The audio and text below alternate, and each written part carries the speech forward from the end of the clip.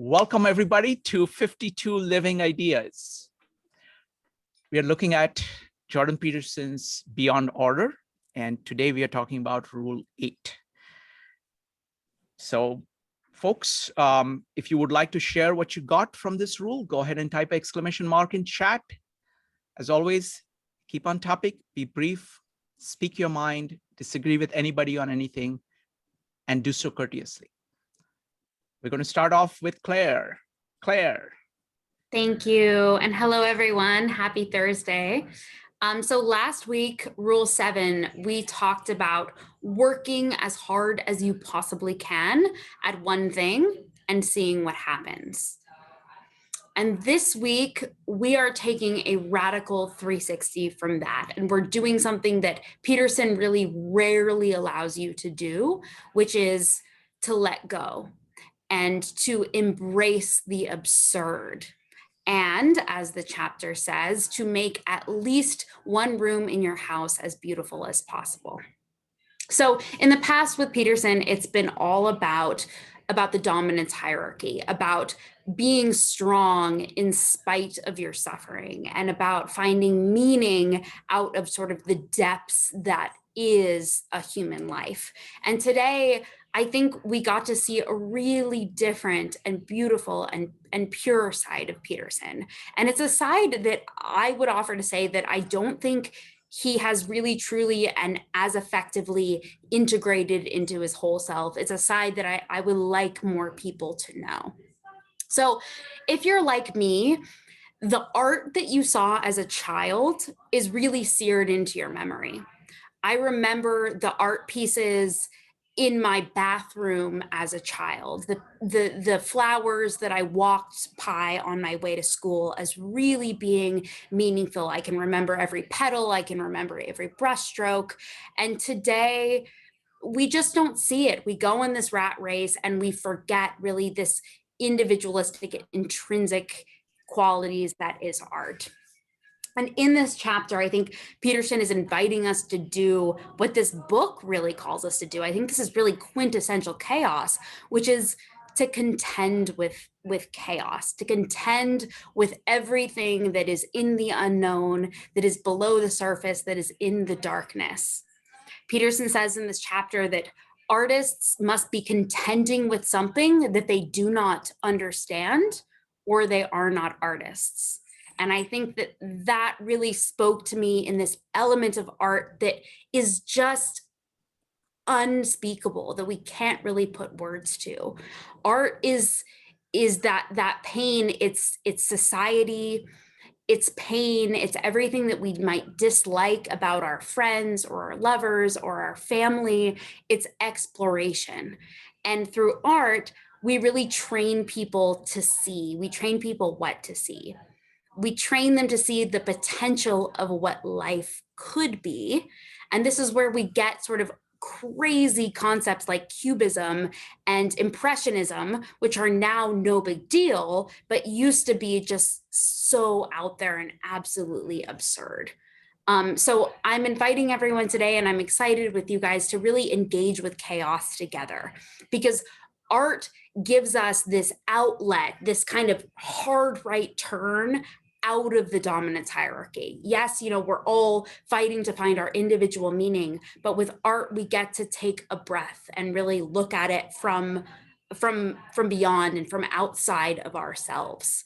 And I encourage you all to try to make life beautiful and to try to exist on the edge. Artists are really always transforming chaos into order, and that can be a rough place. I mean, chaos is a rough and dangerous place. But as Peterson says, art bears the same relationship to dreams as dreams bear to our own mental life. And so I really encourage us all to really take a step back and look at that and be strong. In conclusion, I love all the Sapolsky stuff, and I know we'll get into it, all the animal things, but when we think about the animal kingdom, when we think about their relationship to art, it makes us think, are we helpless prey animals? Are we cowering and protecting ourselves? Are we hiding and camouflaging? Or are we human beings? So I encourage us all here to be human beings, to see what parts in life you could make beautiful, you could make chaotic, to stand up and to stand out and to flap your wings and fly. Beautiful. Thank you. Thank you, Claire. That was amazing. Next up is John and Joe. Folks, go ahead and type exclamation mark to share what you got from the chapter. John. This chapter is a reminder that I can still perceive the world with awe. It is more difficult than it used to be, but not impossible. Mm-hmm. When I pay close enough attention, I can see that the lover I left this morning is not the same as I see tonight. Ever changing and ever fresh, a miracle imbued in mystery, born from an unfathomable confluence of conditions, and soon to be gone. Such is everything, if I could only remember. Wow, that was beautiful. Thank you. Thank you. Next up is going to be Joe, followed by Jean. Joe. Yeah, I mean, there was one specific area in this chapter that actually spoke to me, and it was the idea of memory and vision. And he goes through how perception can be replaced by functional and pragmatic memory. And that while it's made him more efficient in some ways, in some parts of his life, that it has also led to him to have an impoverished experience and to look past some of the beauty that exists in his everyday life. Like, so specifically, he goes through the idea of, he's become more efficient and he's concerned about supporting his children. He's trying to advance in his career and he's trying to support his family. And in that process, he is walking with his children. There's a perfect example of he's worried about how much time it's going to cost and where are they going and what's the objective. And this is something that actually has come up in our meetups, and actually I believe Maritza brought it up in a meetup in the past. It was the idea of efficiency over effectiveness.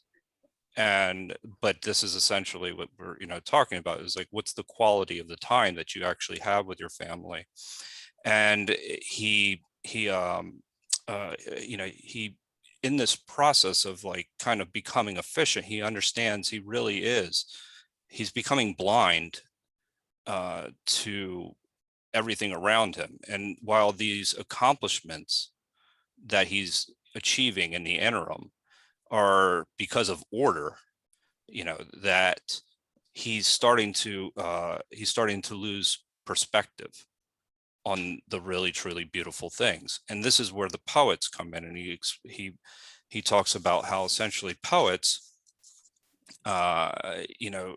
they don't have restricted perceptions of the world, and that they, as we had already said or spoken about, have been able to remain childlike to a certain degree and open, and they are able to live in the present moment.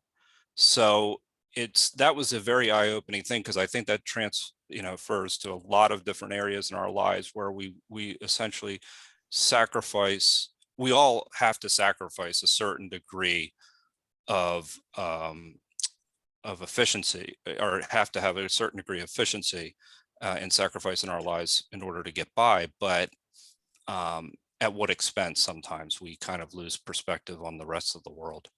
And I also found some of the parts about gentrification to be quite interesting as well. But I'll leave it there for now. Wonderful. Thank you. Thank you, Joe. Next up is going to be Jean, Sunny, and Max. Jean. Yeah, this chapter is quite interesting. One thing that's really inspiring, Jordan Peterson mentioned, I think it's about the museum, how we imprison all the artworks in the museum so they are not part of the life. And he suggests, I think it's a great idea, how we can spread out the art more into lives instead of isolated in a museum. Because I personally experienced that when I went to DC and New York, all the artwork in the one big place, and you get dizzy and you're like, there's so much to see and it's just overwhelming. And it's such a waste of opportunity, just like he said, each artwork needs a full attention and all the space for it. So I talked with my husband. I said, what why don't they make something like in each community, like there's artwork? And so how you preserve the artwork, because they're so precious. It's kind of more the cost the economy decide they put out artwork together. But I heard actually some libraries start to, you can loan the art, like instead of book, you can actually borrow the art, put in your living room. So I think that's a great idea. If we can more integrate art into the life, then people can really learn how to appreciate. It will really increase the quality of everybody's life. People are now more focused, struggling on survival or making more money, don't really have the knowledge, and I think this is really, with universal pay in the future, I think this is direction we really have to go to get more education on music, art appreciation, so they can really increase the quality of life. Wonderful. Thank you. Thank you, Jean. Next up is going to be Sunny, Max, and Maritza. Sunny.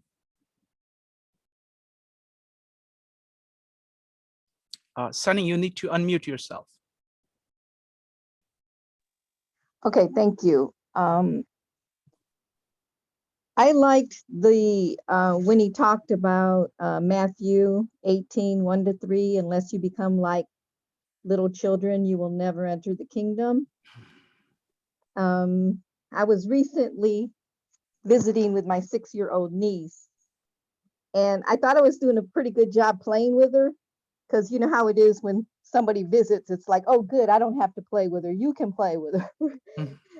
So anyway, I love her, and it's one of those things. I'm like, oh, okay, let me see here. And she's, I thought I was doing a good job playing, and she said to me, "Don't you know how to play?" And so I was kind of surprised, and I'm thinking, wow.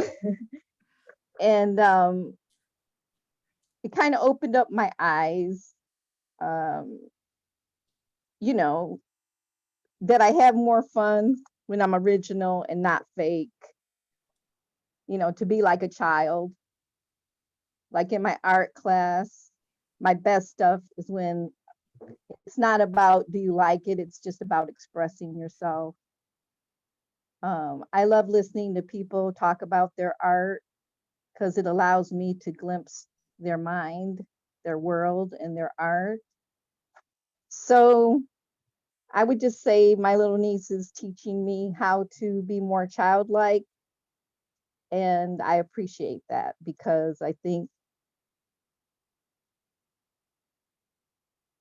that at times like these, it's good to be able to express yourself.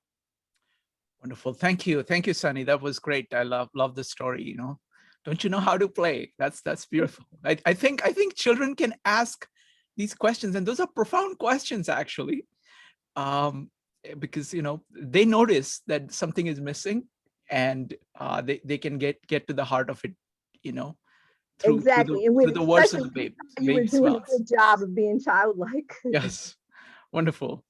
It was interesting. A friend of mine, he's a great guy. He was a grandfather, and his granddaughter once said to him, "Grandpa, you are not like any other grandpa. You're kind of like another child." So she said, he was kind of a little bit, he says, "Oh, I'm sorry, I would like to be." He said, no, I want you to be what you are. You're very different than any other grandpa. So that's exactly, he was very much of a child. Thank you. Next up is going to be Max, Maritza, Becky, and Laura. Max. Okay. So for me, this chapter is really different, because I think one of the things that drew me to Jordan Peterson was how much he focused on truth, and like how much he focused on facts.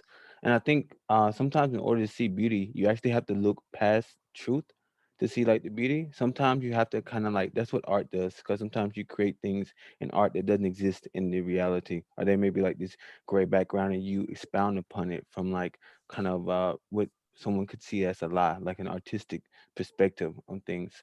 So I think sometimes we overlook like the fact that they say ignorance is bliss. Sometimes maybe ignorance could be beauty.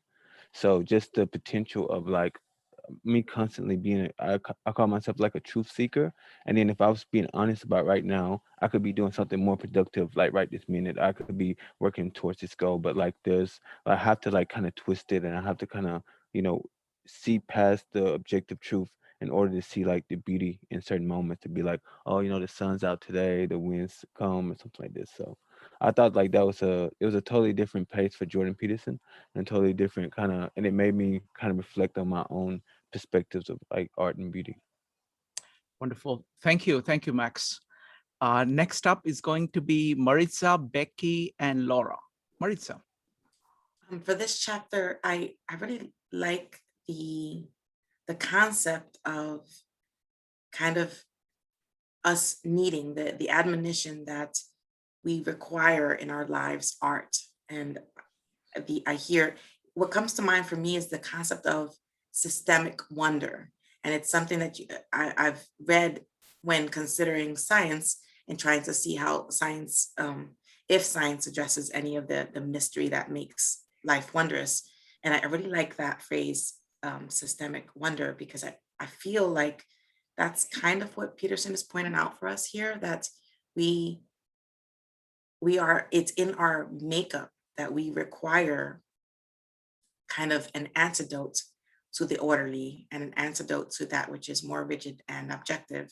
And it's like, it's actually literally what Max was just saying here, that the need for the other side. And it alludes to the necessity for more well-rounding. And Peterson talks about, he talks about how we have these artworks, we set them up on a pedestal, and it's funny because he asks, well, why do we hold these things? Why do we treat them so separate? And there's not one in each town.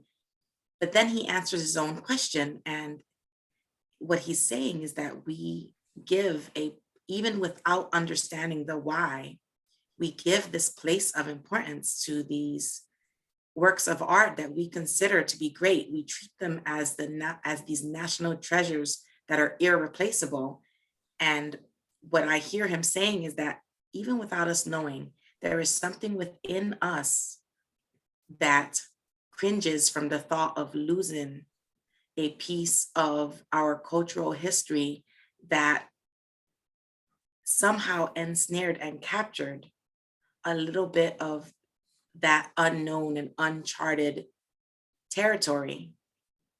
And we now have it enshrined in what we're calling a work of art. And we inherently somehow know that to lose that is to lose a piece of us. And that seems to mesh perfectly with so much of Peterson's sayings, because, he keeps saying to us is that we must move forward, ever cognizant of the stories that shape our past, because they're also going to shape our future. And I see this as another aspect that he's saying to us, that in these artworks, the caution is not to go to the museum and to see this beautiful work of art with distance. We must place ourselves in a frame of mind where we're giving reverence to these works of art, because the significance for us is far more vast than just this thing of subjective beauty that's in a, whitewashed room. It's not that banal. It has such a deeper and more central meaning. And I hear this chapter as a call for us to acknowledge that. And also that the same reverence that we would give to something we consider art in our day-to-day is what we should give to these, more classically acknowledged works of art. And I see it as a call for the need to see wonder in every aspect of one's life. Peterson goes on and on talking about how he was trying to make his office pretty and he was fighting bureaucracy. And, I'm not gonna lie, I was sitting there going, I could not imagine when I was going into the office that anyone would give me any kind of leeway to bring in wooden planks to cover up the ugly cinder bricks in my office. So that kind of struck me as absurd. But then I took a step back from my reaction and I just to stop and ponder, what is he saying here? And I think maybe the important part is not necessarily that he did it, but that the idea occurred to him that there was room for improvement here. And we so often turn a blind eye to the cinder block areas of our lives, either literally or metaphorically. And maybe what that story is really saying to us is that, in every corner, either within yourself or your environment, where you see this ugly cinder block, try to envision it prettier. What color can you use to make it different? Even if you don't actually get around to painting it, that exercise of mentally painting it and mentally changing it will still bring you peace, and it'll still bring you this, and I keep using the word because I like the phrase systemic wonder. And that's what I think I'm hearing from this chapter, that all I need to do is look for it, and I can find in all the cinder blocks in my life a little bit of wonder. Thank you. Wonderful. Thank you. Thank you, Maritza. That was wonderful. I want to respond to a theme that both Max and you brought up. And the concept I find very useful in thinking about it is Marshall McLuhan's concept, which comes from actually Gestalt psychology, that of figure and ground. Figure is something that is in your focal awareness. Ground is the entire background context that you're typically never aware of. What art does, the power of art, is to take parts, make ground into figure. It allows you to see what is otherwise unknown, but a very real part of the entire context, something that you are missing from your focal awareness. And the greatness of artists, a great artist, takes the ground of their culture and their times and makes it figure.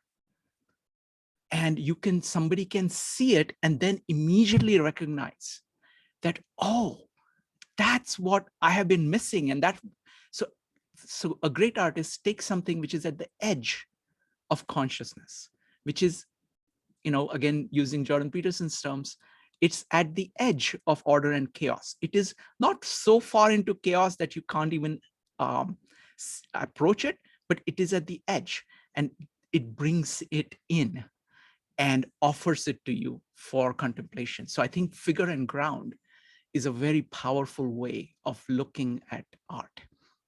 Next up is Becky, followed by Laura. Folks, if you'd like to share what you got from this chapter, go ahead and type !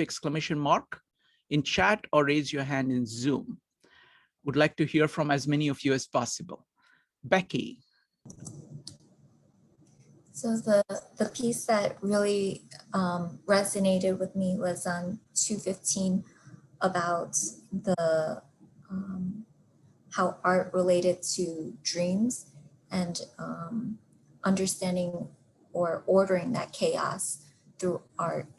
And I guess it's also quite personal for me, but I want to start off with reading that small excerpt.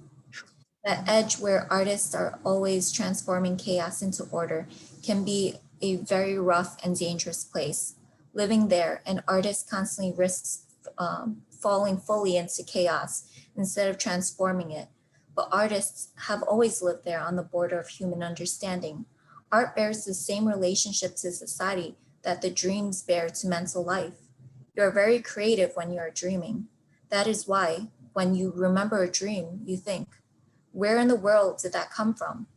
It is very strange and incomprehensible that something can happen in your head and you have no idea how it got there or what it means. It is a miracle, nature's voice manifesting itself in your psyche. And it happens every night. Like art, the dream mediates between order and chaos. So it is half chaos. This is why it is not comprehensible. It is a vision, not a fully fledged, articulated production. Those who actualize those half-born visions, artistic productions, are those who begin to transform what we do not understand into what we can at least start to see. That is the role of the artist, occupying the vanguard. This is their biological niche. They are the initial civilizing agents. And so I guess for me, my experience kind of started with the dream and more like nightmares, actually. It was quite recurring as of January, which really marked like 1 year of me moving into my studio here in Manhattan from a very bad hostile living situation that I've endured for years. And so around that January mark, it was a reminder of what I have escaped. But then all these nightmares started coming up. And I didn't feel that this studio, this 1-bedroom apartment, this is my life. This is COVID time. This room is my life. I didn't feel that I owned it, because when I would wake up from my nightmares and feel like there was someone else in this room and I didn't feel safe. And so 2 months ago, I moved things around and like I put up this tree, I got some flowers, you guys see me all the time. So you might have noticed the difference. And then I had a dear friend of mine help me put up some canvases. And then I started to reclaim this room, and the nightmares, the daily recurring nightmares for 3 months of very vivid, disturbing nightmares, they stopped. And it was really that spread of that beauty, that art, and that reclaiming the space. So it became mine, and I reestablished that safety. I put chaos back to order through beauty.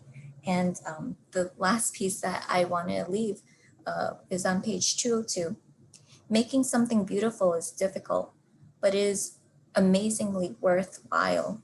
If you learn to make something in your life truly beautiful, even one thing, then you have established a relationship with beauty. From there, you can begin to expand that relationship out into other elements of your life and the world. This is an invitation to the divine. That is the reconnection with the immortality of childhood and the true beauty and majesty of the being you can no longer see. You must be daring to try that. And so I guess just like having sorted this room, this place that I call my life, it started to really flow out. And the friend that helped me put up my canvases, now we're dating as of 1 week. So so my life is really starting to sort out. So thank you. Wonderful. That was great, Becky. Wonderful. Thank you. Laura, what did you get from the reading of your chapter? I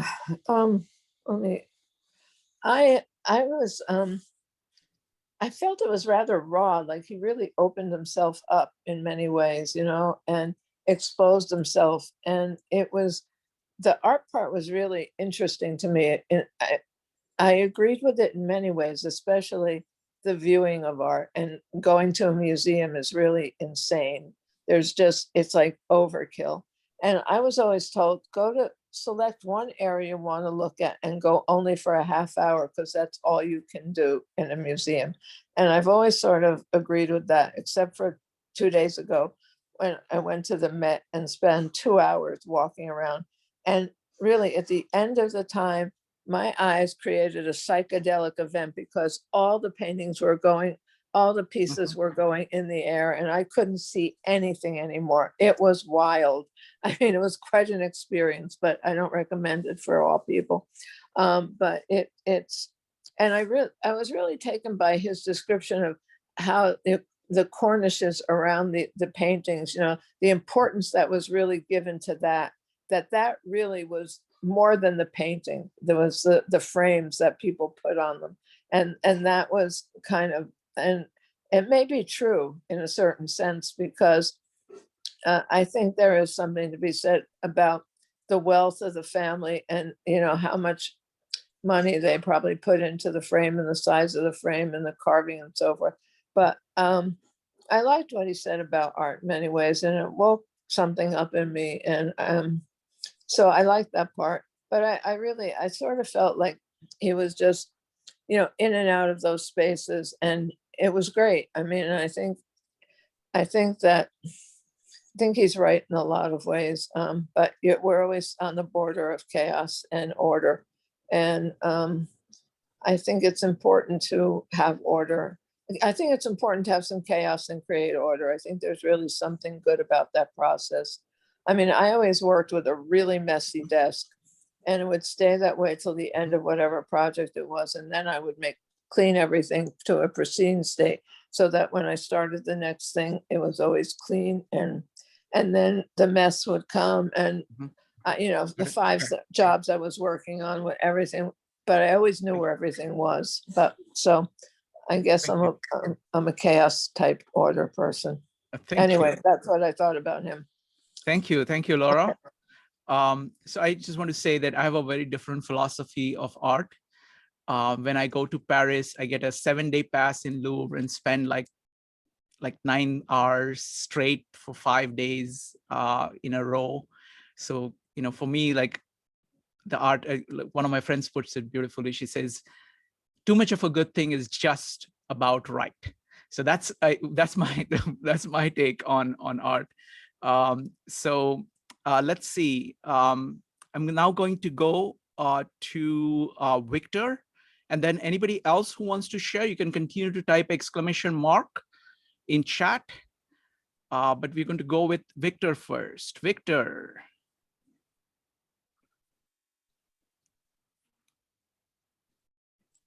All right.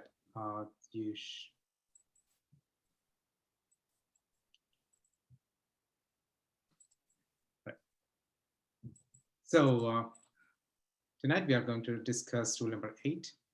And before that, let's quickly go through what we discussed. Rule number 1, don't hate your social institutions and creative achievement.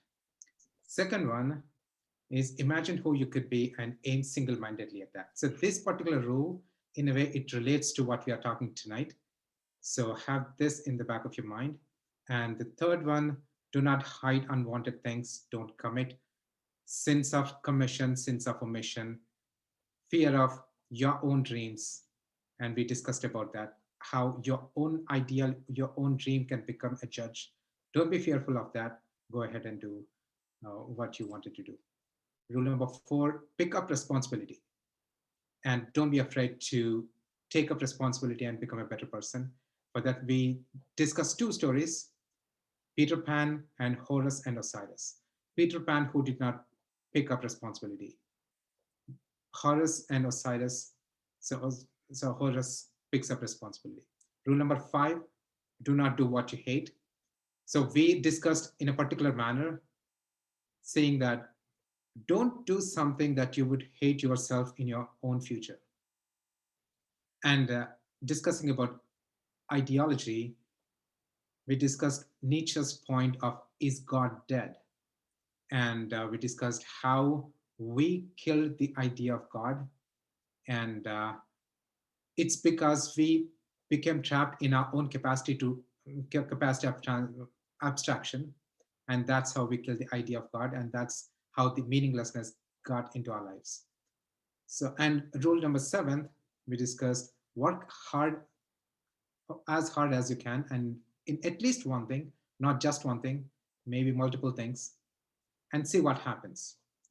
So in rule number 2 and 7, it alludes to the idea of focus, narrow down your choices, and go for it. But when it comes to rule number 8, the idea is to bring the thought of new into our own world. And most of the rules surround around the idea of turning potential into actuality.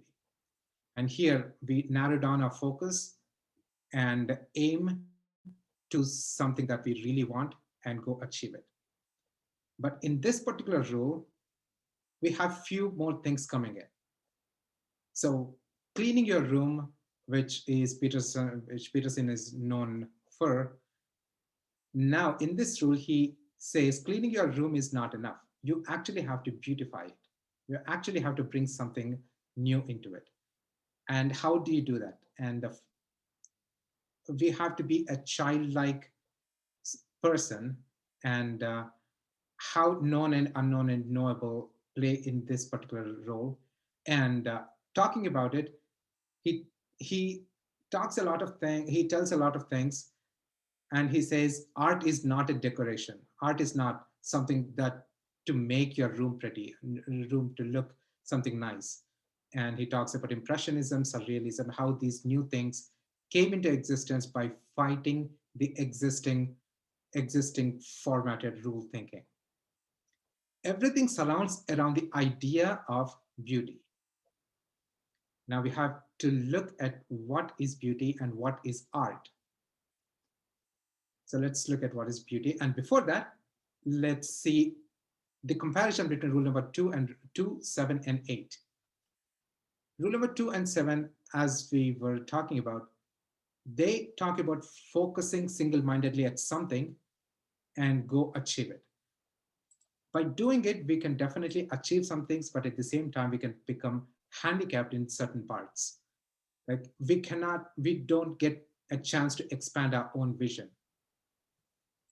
And yeah, rule 2 and 7 helps us to convert our potential into something real. But at the same time, we leave a lot of choices, a lot of options on the table, and we don't get to pick up. And rule number 2 and 7, the idea is to become something real as a fireman or a nurse or a cop or a teacher or an artist, something that is real. But at the same time, rule 8 brings in that balance between rule 2 and 7, saying that don't forget your own individual spirit, and don't forget to be a child, don't forget your own childlike spirit. And here, to make a difference between how adults act and how children act, adults, when we have our own brain fully formed, we have this inhibitory control system. In Carl Jung's words, it's actually a persona. The idea is the response inhibition is a cognitive process that permits an individual to inhibit their impulses. They could be natural, habitual, or dominant behavioral responses to a stimuli, the new thing that we see, in order to select a more appropriate behavior. So we have this persona, we develop this persona. But children, they don't have that kind of thing. So they are much more open to the new things. And the idea is to go back to that childlike spirit. And artists, they have childlike curiosity. They bring new ways into existence through art. Art could be painting, music, dance, sculpture, visual arts, literature, poetry, and everything. And Peterson gives this example about Impressionism and Cubism, how they were seen as out of the box and they were ridiculed when they came into existence. But now, Impressionism actually took over all cultures, all visual art, and we can see its influence everywhere. So, but see, that comes into existence only through art.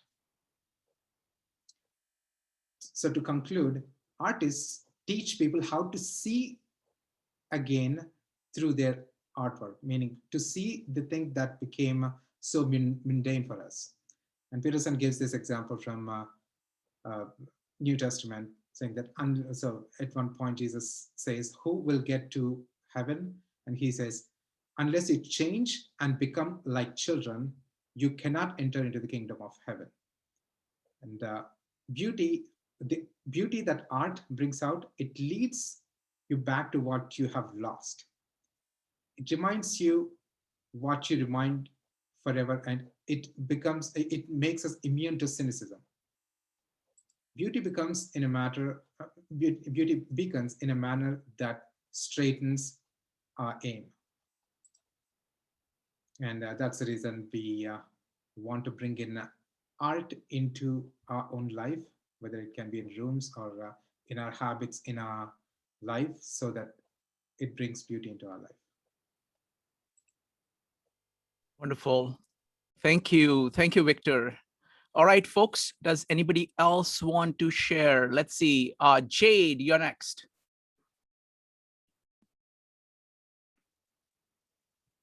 I don't have much to say. I think what I have to say is it's interesting that the room concept, because Zoom has you seeing into everyone's homes and seeing everybody's rooms. So, you know, just like how Becky was saying, some people will notice, yeah, I noticed the tree, I noticed the flowers at the back, like I noticed the evolution of her room. And it's interesting to see what people do to their personal spaces. And it's also interesting to see people who don't, I guess, necessarily feel the need to do things to their spaces. Like I usually notice those people a lot more. I don't say a lot more, but in a very different way. People whose spaces are pretty, and it's not even like the minimal concept, it's just their house is for living. Their houses, that's the predominant role. Like you'll see things in a functional place, not in a place where it could look like it's great for a magazine. And I don't know what to make of that, but I think it's just interesting. That's it. It's just an observation. Wonderful. Thank you. Thank you, Jade. Next up is Dave. Thanks, Shrikant, and thanks, Victor, for the recap of the other chapters. And it seems to me that the other chapters were into achievement, what to do to get ahead, how, you know, the dominance hierarchy, get on top of everything. And this chapter was slow down and enjoy your life, smell the roses, look at the artwork. And I think in this chapter talked about, you know, don't neglect your family. I think he had, you know, some of that, you know, trying to achieve his career, that he was not paying good attention to his kids and to his wife. So yeah, very good. Thank you. All right, wonderful. So folks, we are now going to go to the breakout rooms, and we're going to talk about some questions. It's going to be, these breakout rooms are going to be there for about 25 minutes. And these are the questions. I put it in the chat. These are going to be facilitated by, just a second. Give me just a second. Okay. So give me a second here. Hold on. All right. So these are the questions. So could Claire or Pegor, can you just read out the questions for me?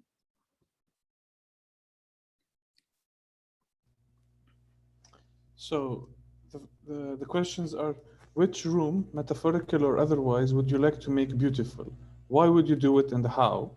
What is the role of art in all of this? And what does it mean if you don't have enough time to beautify your room? Okay, fantastic. And I'm going to put it in the chat for you guys. And I'm going to start the breakout rooms now. We'll come back here in 25 minutes. And after the breakout rooms, we're going to be talking about the biggest question. So bring back the greatest question that you have. I'll collect all the greatest questions, And then we will go ahead and discuss all of them in a rapid fire way. All right, so starting the breakout rooms now. Welcome back, everybody. All right, so it's time for big questions.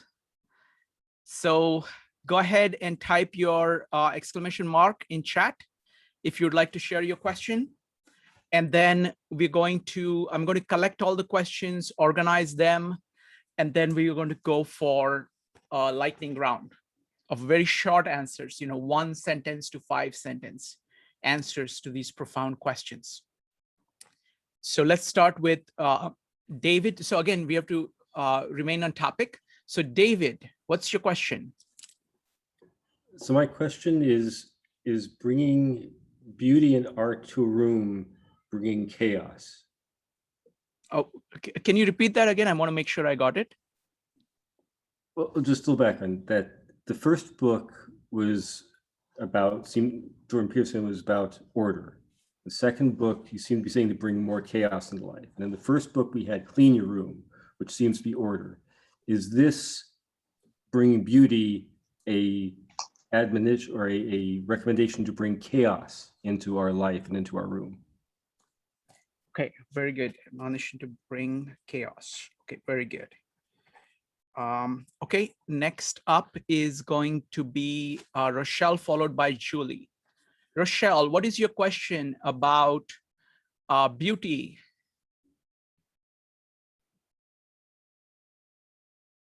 Okay, next up is Julie. Julie's question was, what is an example? Go ahead, Julie. Oh, example of a metaphorical room, please. Okay, very good. What is a metaphorical room? Okay. Next up is Victor, followed by Joe. Victor. Is there any kind of limit on the idea or the definition of beauty, like it has to be pretty? Okay, very good. What is beauty? Does it have to be pretty? Okay. Joe.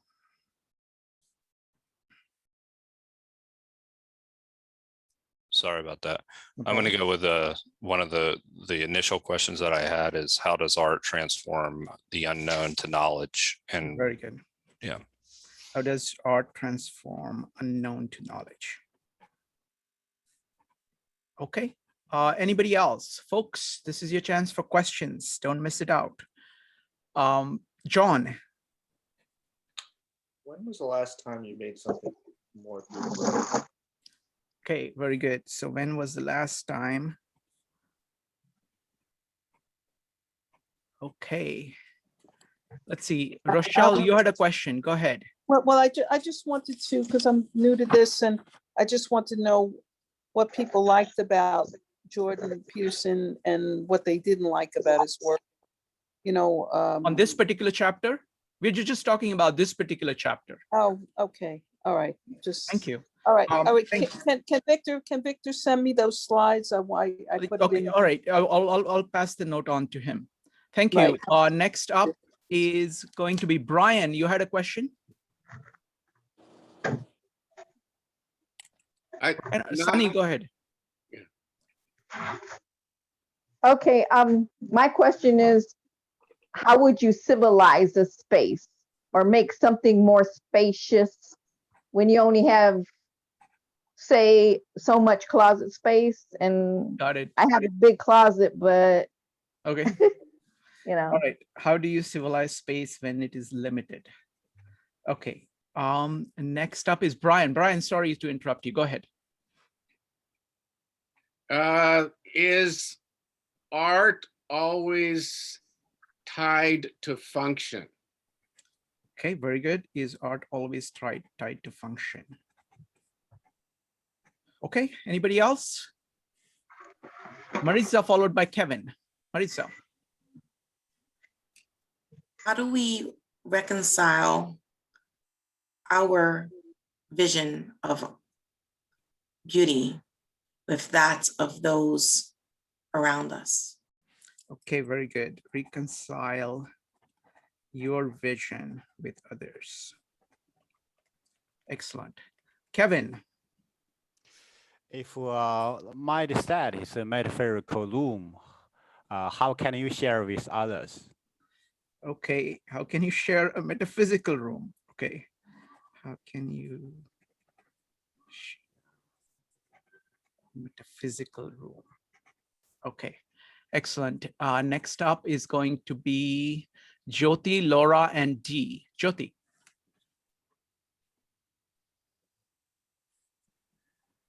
Jyoti, go ahead and unmute yourself. All right, next up. Jyoti, whenever you can do that, you can go ahead and unmute and I'll see it. Laura, what's your question? Why is art necessarily considered beauty and order? Okay, why is art related to beauty or order? Very good. All right, next up is going to be Dee followed by Nick. Okay, wait a minute, Dee. Jyoti is unmuted. Jyoti, go ahead. Yeah, if your artwork, if you think it's a reflection on you, then do you need to update your art from time to time, or is it okay to leave it the way it has been started? Okay, very good. As you grow, does your art grow with you? Oh, I like that. Okay, grow with you. Very good. Next up is going to be Dee followed by Nick. Dee. Who determines the value of art? Okay, who determines the value of art? Very good. Next up is Nick. So yeah, we've talked about how art is subjective and not everyone sees the same beauty in art, but there are certain things that we hold as that is good art. So what makes certain art kind of more good across, not objectively, but essentially across a larger array of people, and can that change across time? What's considered good art? Okay, how do we want to phrase that, but something along the very good. So what is it about art that has kind of a universal appeal, and does that appeal change over time? Okay, very good. Okay, so we got plenty of fantastic questions, so let's go ahead and start to answer them. So first was, so we're going to go again, the format is we're going to ask these questions and each question one by one, and then you give the answers. This is lightning round, so you have to be very quick, 1 sentence to maximum 5 sentences. Okay, so the first one, is art a way of bringing chaos into your life? If you want to answer, go ahead and type exclamation mark. Is it a way of accessing chaos? It is a way of bringing more chaos in your life. Is it a way of bringing things which are not already in your life from the edge in? Jyoti. In my case, I can only speak from my personal experience. I think it was a way of bringing order in my life. Okay, very good. Next up is going to be Joe, Nick, Laura, and Victor. Joe.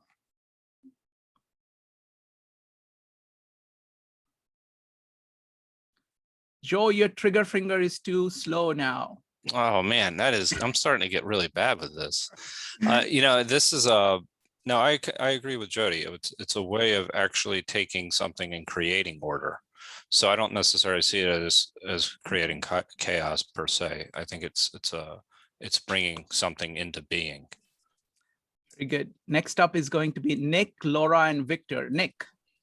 I'm going to take a different perspective, and I think that a lot of art can bring you to focus on something, but I think there is a certain chaos that actually the art brings, because art is open to interpretation. Everyone will see something different or gain something different from the art.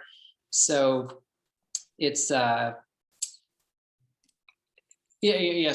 because that's different for everyone, that is introducing chaos and unknown, because there are certain things you can get from that someone else might not get, and there's the element of the unknown in every piece of art.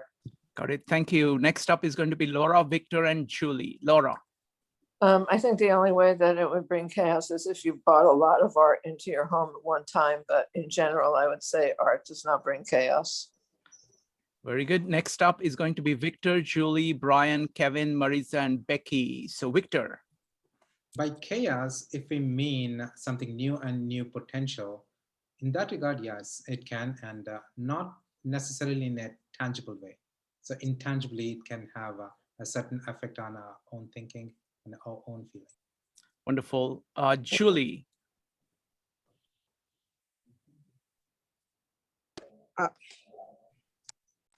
Okay, I think it's the opposite. I think it does bring order, and it's a way of empowering yourself by making an impact on your chaotic surroundings. And even if you are confused and you do an expression of chaos in your art, you are again creating order because you're letting go of the chaos in the art. This is very interesting. Like, this is a really good question. Does it bring chaos? Because there's all kinds of answers that are coming up, which are very interesting. So I'll modify it a little bit for everybody else. In what sense does art bring chaos into your life? And in what sense does it bring order into your life? So next up is going to be Brian, Kevin, and Maritza. Brian. I think it does bring chaos into the life. It's a way of bringing chaos into the life, of integrating chaos into your life. Really, kind of very much along the line of what Victor said. Very good. Kevin. I kind of think about art in political way, for sure, bring chaos, or another example, possible religion. That's a fancy. Thank you. Thank you. Next up is Maritza. My answer to the initial question was yes, no, and maybe. Think of a poem. I can read the poem one day and it just totally undoes me, right? So my world was kind of okay, and then it became chaotic.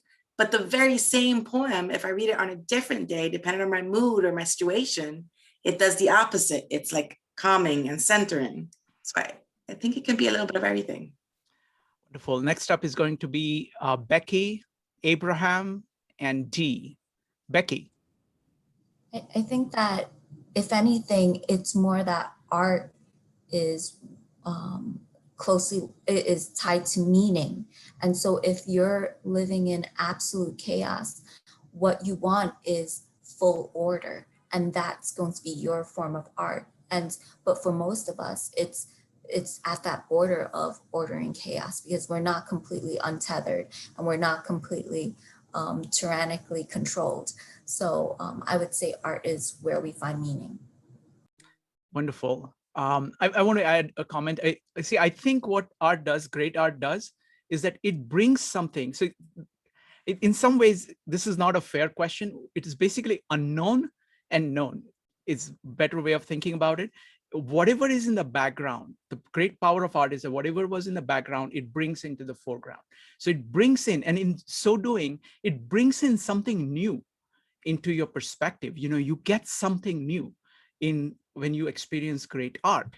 But it does create order out of that. So it is bringing chaos into order. So in that sense, it is a transformatory mechanism of transforming chaos into order for you. So it expands your sense of what was there. So in that sense, you are exposed to chaos. It makes sense of things which were actually inchoate. So in that sense, it brings in order as well. So next up is going to be Abraham and Dee. Abraham. Yes, it's an interesting question, to say the least. But my answer is, it brings whatever it triggers in the mind. Like whenever we see anything, it triggers something, and whatever it triggers, that's our feeling and emotion. So if you bring in something that triggers a beautiful feeling or a chaotic feeling, whatever, it's whatever it triggers, no matter what it is. It could be a lamp or a piece of art, but it all depends on what your experience is, how you interpret it and how the mind starts to process that and delivers it to the brain. Wonderful. Thank you. Thank you, Abraham. Great observation. Next up is D. D, you need to unmute. Go ahead. From my perspective, you know, as much art that I've looked at in my days, it can be thought-provoking, it can be stimulating, but it can also be calming. So it depends, like, you know, it's your mood at the moment, your emotional state at the moment, it's your environment at the moment when you're viewing the art, but it's also relative to, you know, if someone says, well, you should go see this exhibition, and then you go see it and you go like, I don't get it, right? And, you know, it's because someone else thinks that it's art, but you don't necessarily think it's art. And so it can bring, if it's a beautiful piece, it can be very calming. It can be very stabilizing. Thank you. Next question is going to be on the idea of metaphorical room. What was the question? What did the question mean when you talked about, you know, Jordan Peterson talks about make one room in your house as beautiful as you can. If you want to talk about that metaphorically, what would that mean? So anybody, go ahead and type an exclamation mark if you would like to give an answer to that. Brian. I think it means one relationship or one area of endeavor. Wonderful.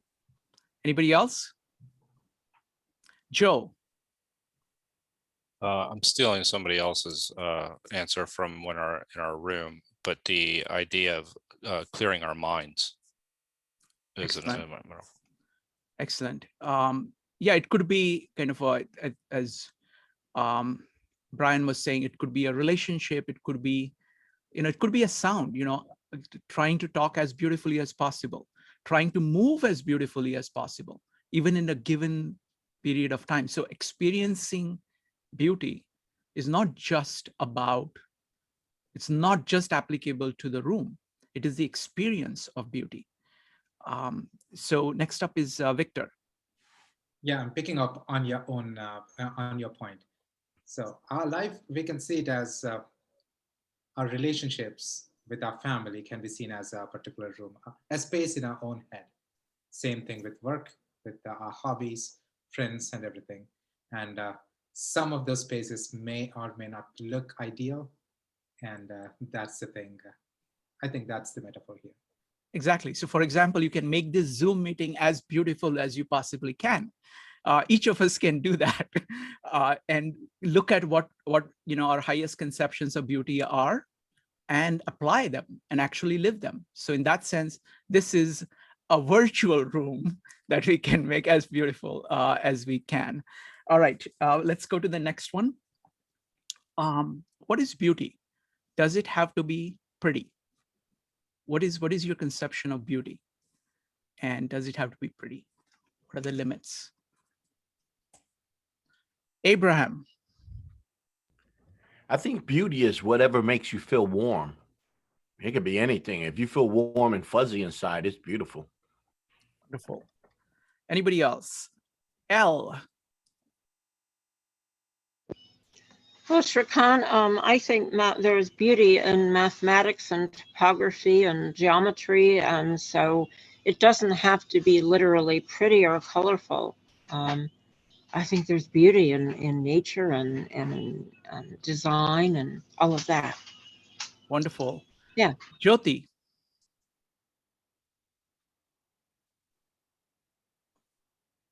Jyoti, go ahead. You need to unmute yourself. Yeah, I don't know. This is a new computer. It slips very quickly.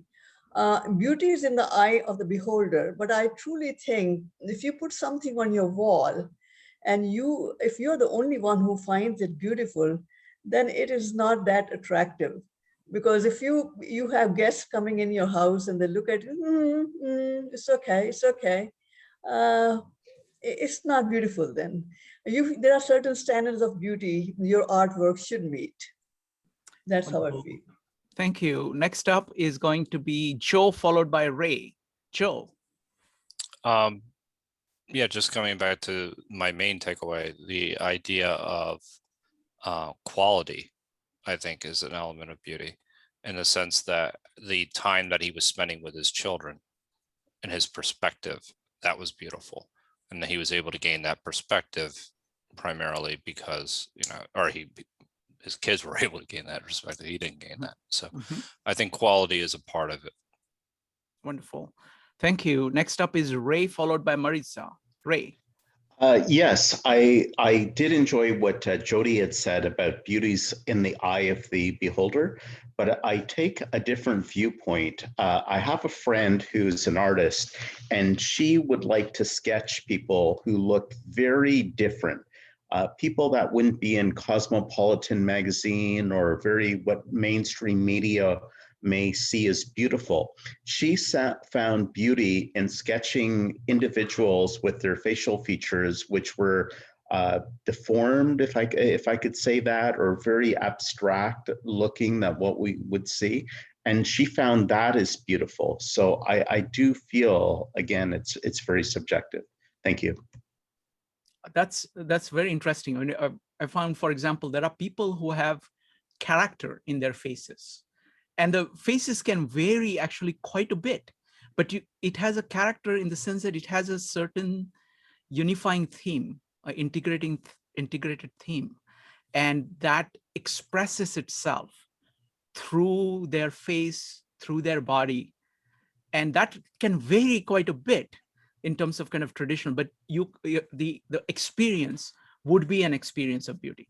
I'll go to the next person. I'll let you go to the next person, but that's exactly it, Shrikant. She saw things that were not the typical or the normal, which made it so beautiful in those individual faces and their characteristics. Thank you. Next up is Maritza, followed by Kevin. Maritza. Shrikant, I want to allude for a bit to the first book, 12 Rules of Order.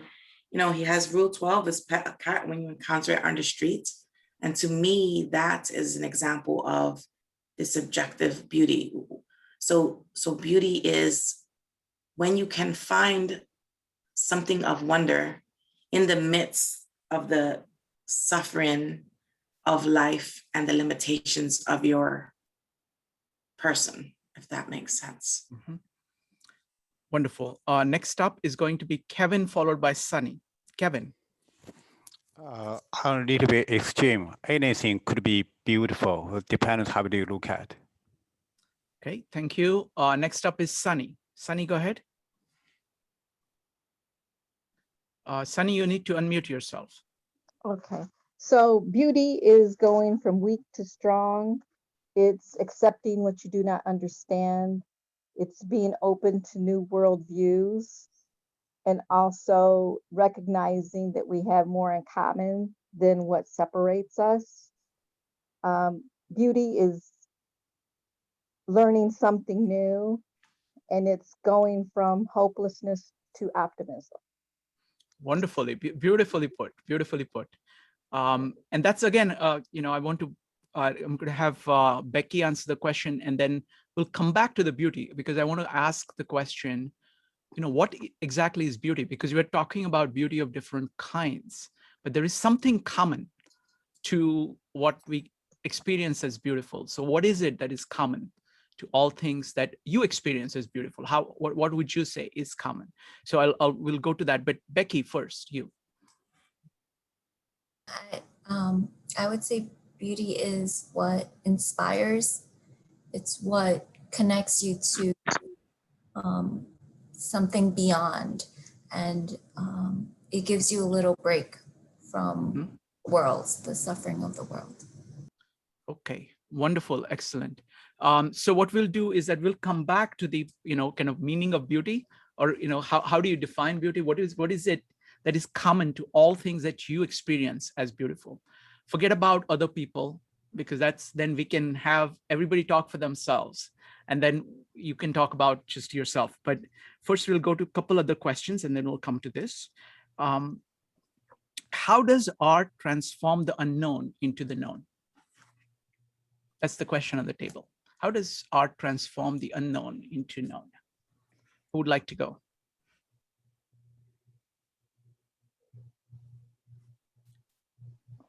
Folks, go ahead and type exclamation mark if you would like to answer that question. Otherwise, Joe is going to answer his own question.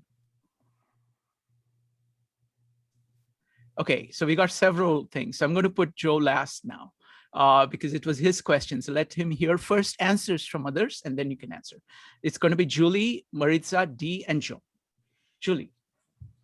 I'll just say what I said in the chat. I think that if either whether you're recognizing it or you're creating it yourself, when you get it out there, you learn something about yourself and your own truth. Thank you. Maritza, how does art transform the unknown into known? Totally stealing Ayn Rand's response. Mm-hmm. It's the concretization of our abstract thoughts. So it allows us a physical way to view those value judgments that exist within us. Wonderful. So I want to expand on that. What it is that many of our value judgments are implicit. So they are not even in explicit words, but we have all these value judgments. And what art does is that it puts forth in front of us a concrete that actually epitomizes that. And so you're saying, oh, that's what I like. And that kind of brings all of these implicit things, which were at the edge of your consciousness, not explicit, into concrete focal awareness. Next up is going to be Dee, followed by Dave. Dee. I think the concept of, read me the question again. The question is, and we're going to keep the answers very short. The answer is, how does art transform the unknown into the known? It gives us a way to see what's not there. Very good. Thank you. Next up is going to be Joe and then Dave. Joe. So I think it transforms it by the actions that are taken. So I think the example in the book that was given is the idea of choreography or whatever it may be. However, it's, you know, the person may take the abstract and it gets to what Maritza was saying and makes it something real and tangible and turns chaos into order. And I think that's the way. Excellent. Next up is Dave. My answer is the artist may have a different perspective than you do. And you look at his piece of art and you say, oh, I'd never looked at it that way before. So it could be very insightful. Thank you. Next up is Jyoti. Something that's in your subconscious or unconscious, and it comes to conscious self. So that's from unknown to known. Like Wonderful. You had it in your conscious, but when it came out on the wall, that was, oh yes, that's it. Wonderful. That's I have to talk about my pet peeve here. Is that I believe in, I don't think that spectator art or spectator sports is good. I think you need participatory sports. So really, if you want to answer the question, is that you have to create art which makes your unknown known. Art as a way of gathering up everything. And by doing that, you are actually participating in this process. So that is, I think, the greatness of art, that when you are trying to express through whatever art form that you have, whatever means of expression that you have, the highest visions that you can kind of barely see and make it concrete so you yourself can look at it and keep transforming it until it becomes real and operative in your life. And that is the power of being an artist. So I'm a big proponent of actually doing art rather than just, so you do art, you consume art in order to do art. So it's like an input, so you can learn how to do things better. Next up is Maritza. I actually was going to say something similarly veined in that, you know, art allows us the ability to isolate and to integrate those aspects within us that are, it's our fundamental view of ourselves and of like, even of existence, right? Of reality. But by looking at art and by creating art, it allows us an avenue to like just see those specifics in a way that we normally would be unable to do so. Wonderful. Thank you. Thank you. That was great. All right. Anybody else? Okay, we'll go to the next question. All right. Let's see here. Okay, let's talk about ourselves and others. How do you reconcile your vision of beauty with those of others? What is the connection between an individual sense of beauty and sense of beauty of other people? How is it reconciled? What is the relationship between these two things? Right, first up is Sunny. Sunny, go ahead. Okay, I think of people who are very talented writers, and I've just been in awe. I've known some personally.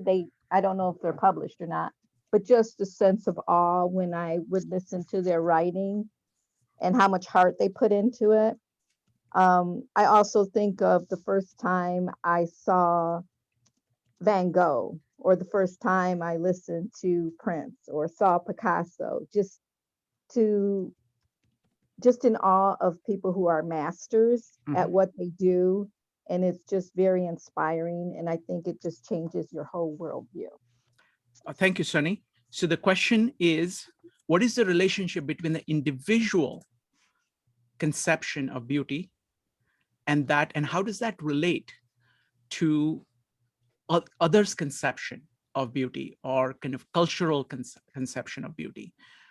We can put in the question that we can also extend it to the question that Nick asks, what determines the value of art, or what is it? Let me put it this way. It is, what makes an art universal, so that sense of beauty is felt by many people. And so that, what is the difference between this individual and kind of social conception of art? So it's going to be Laura, Joe, Julie, and Shania. Laura.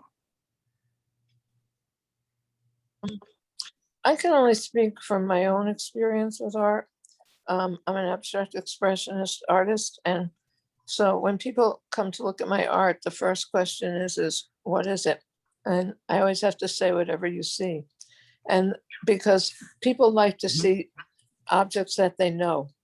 Okay. And there are no objects that they know when they look at the art. But when you tell them whatever you see, it sort of opens up, okay, let me look. And they start looking. And all of a sudden, oh, I see this and I see that. Oh, look at that. Oh, do you see? And they start to talk about all these things that they see. Now, I don't paint with any intentionalities, so I don't see these things. So I start to see things that they see. Got it. And that's the way it rolls. I mean, every time. And so my view is whatever, I accept whatever they see is beauty to them. And that's all I can say. Thank you. Next up is going to be Joe, followed by Julie. Joe. I think purpose is something that kind of it transcends the individual with the collective, and I think that you see that maybe culturally, and I think you see that. So that's just one thought. Thank you. Next up is going to be Julie. If a piece of art touches a lot of people and reaches down in them, I think it makes a statement and brings a feeling of the shared humanity that we all have. Thank you. Next up is Jyoti. Yeah, my answer is going to be somewhat different than everybody's. I have a gallery wall on which I have put the pictures of my deities, Lord Shiva, Ganesha, Saraswati, Lakshmi, and what have you. They look very foreign to Americans. And when they come to my place, they say, oh, yes, very nice. And when I tell them the stories behind them, each one of them has a story. And when I relate the stories to them, they have a certain degree of appreciation for my art then. And, then they get interested, then they go into my culture and Hinduism and what have you. So it opens a barrage of conversation. So I think sometimes beauty may not, the pictures may not say much, but it can, there can be an interpretation of that. I don't know if I'm keeping up with what the question is. Excellent. Thank you. Thank you, Jyoti. So let's go to a question that Jyoti asked, and that was, does art change when you change? So as you grow and as you change, does art or what you find beautiful change over time? All right, Shania, you had a question. You had an answer. Yes. Go ahead. Interest in and of itself does change, but also what you're looking for in art changes as well, because art is always an emotional experience, whether we like it or not, in every single expression. And so what you are looking for, you will find and it will reflect in you. But before you said that, like, individually, does art change for us as a collective, as a human race over time? I feel like art does not exactly change, because we are all using the same tools that have been on this planet and will always be on this planet, but we're all creating this individualized and crystallized version with the same tools. And so thank you. Yeah. Excellent point. Thank you. Next up is going to be Dave, Laura, and Joe. Dave. My artwork is from the school we call eclectic. A little bit of this and a little bit of that. And I like to keep the things from a long period of time. Now, I can understand maybe if you're getting married or whatever, you may want to start redecorating your whole house or whatever, but a lot of my things have meaning to me. And I remember, for example, have a large piece of art I got in my first marriage. And we were in Des Moines, Iowa, what was about 200 or 300 miles away from home. And we got out the car after the mall was closed and didn't think we're going to get into the car, and finally got it bent and finally slipped it in there. But there was a story for that. But so to me, I have history with my art, but I can understand as your life changes and your taste change, you may want to find new expressions of art. Thank you. Next up is going to be Laura, Joe, and Maritza.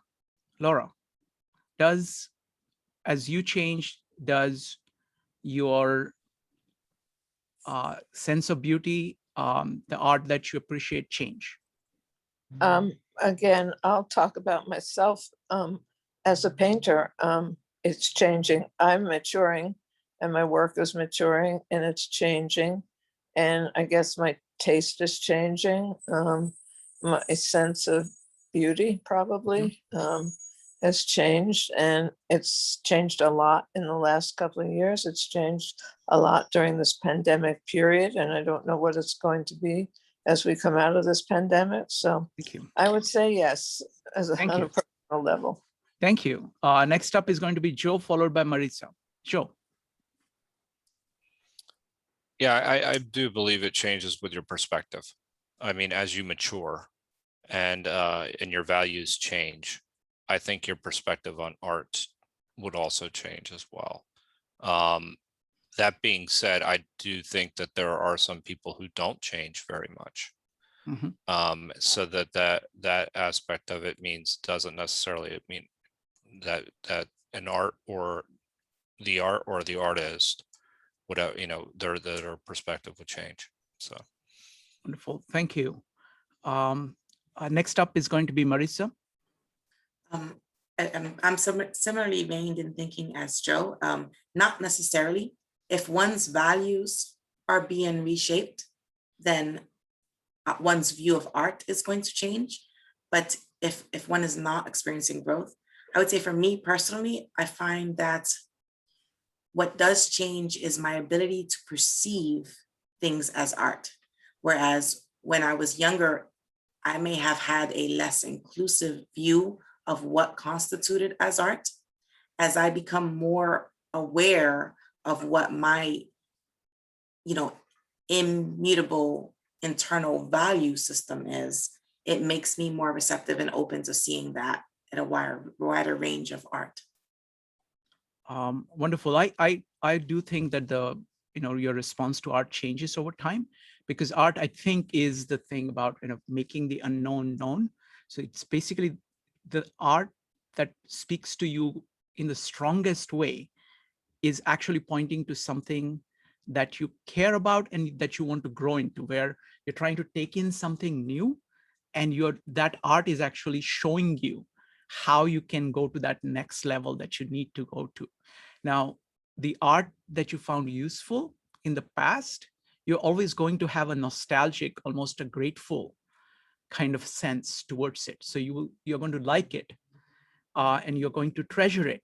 But it's very different from art that you find, which is at the cutting edge for you now, which is going to be different, and you can look at it in terms of culture, and you can see that, like, the values of the cultures change over time.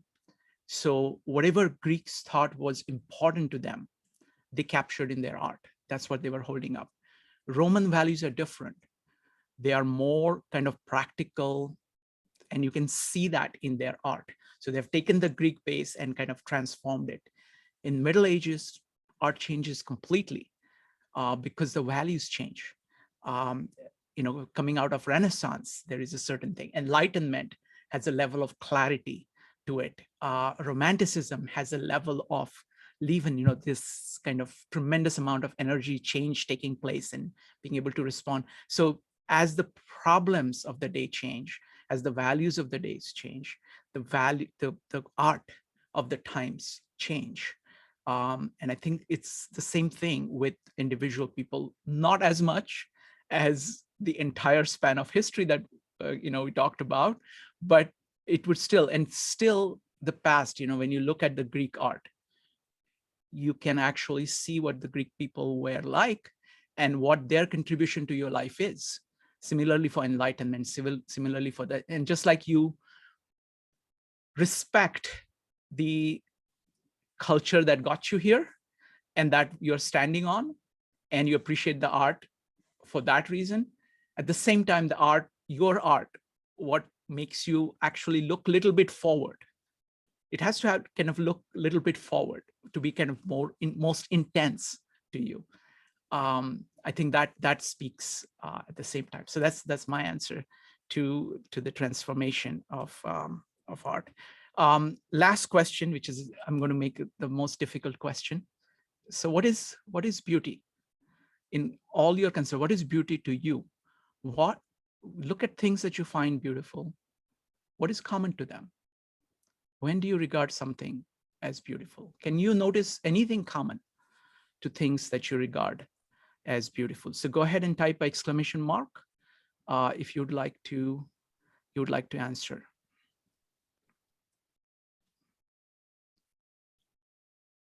All right, Jyoti, go ahead. I look at a piece of art and I say, aha, or awe feeling, that is beautiful to me. Mm-hmm. That's what I will call a beauty. Sense of awe, very good. Next up is going to be D. D, what characterizes things that you find beautiful? For me, it has to appeal to all of the senses, whether it's vision, touch, smell, taste. Anything can be beautiful if it appeals to the senses. Mm-hmm. Very nice. Laura, what is common to things that you find beautiful? Very briefly. It is that sense of awe. There's that moment where there's some sensation that comes over me about the brilliance of the painting or whatever it is that just astounds me, that makes it separate from anything else that I can see or think of at that time. Wonderful. Thank you. All right. Does anybody else? Victor? I think anything that is meaningful, will become beautiful. Wonderful. Next up is Joe, followed by Maritza. Joe.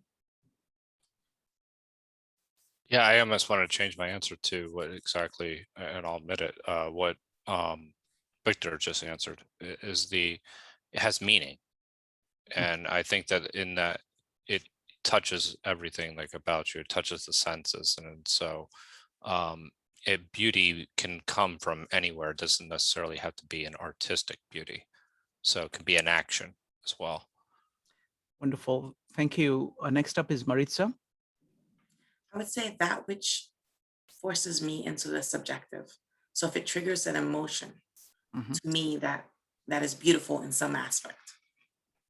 Wonderful. One of the things that I learned when I was looking at these 103 great ideas is that there are three concepts that actually go together in conversation, in this great conversation.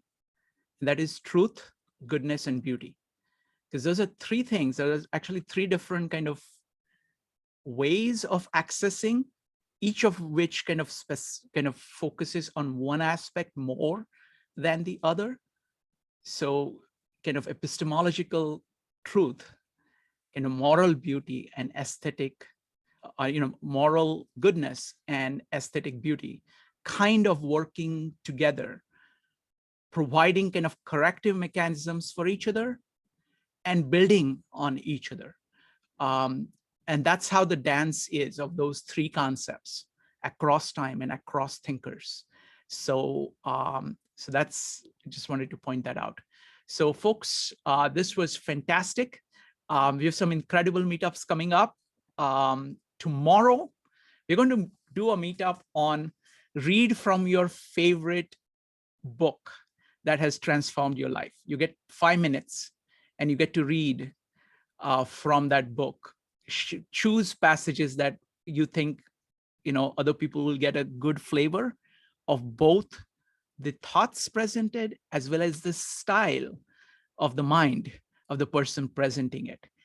So that's tomorrow. On Saturday, we're going to look at Julian Jaynes at 12 o'clock and then Louis Sullivan at 2:30. Louis Sullivan's is one of my favorite meetups, so check that out. At 2:30 on Sunday, I'm going to do a meetup on one of my favorite books. It's called Art of Learning by Josh Wetkin, who was a chess prodigy. He had like 8 chess championships starting from age 5 or 6. And then he became famous and lost his love of chess. And he entered the field of Tai Chi competition and became a Tai Chi world champion for like 7 or 8 times. And he looks at both these disciplines of chess and martial arts, which are so different from each other, and look at the common patterns of what does it take to learn new skills and what kind of mindset it takes, what kind of habits does it take. So it's incredible. So I have a short video and there is a very detailed summary of chapter by chapter summary of all the principles in the book. So it's a way of actually crocking a book within an hour or so that you can do beforehand. And then we can talk about it. I'm going to make a presentation based on that. So that's going to be at 2:30. And at 5 o'clock, we're seeing this very recent person called Dante. We're celebrating his 700th birthday. So we're going to be talking about that at 5 o'clock. All right, folks. So wonderful to see you here and see you soon. Next time is rule number 9. Bye.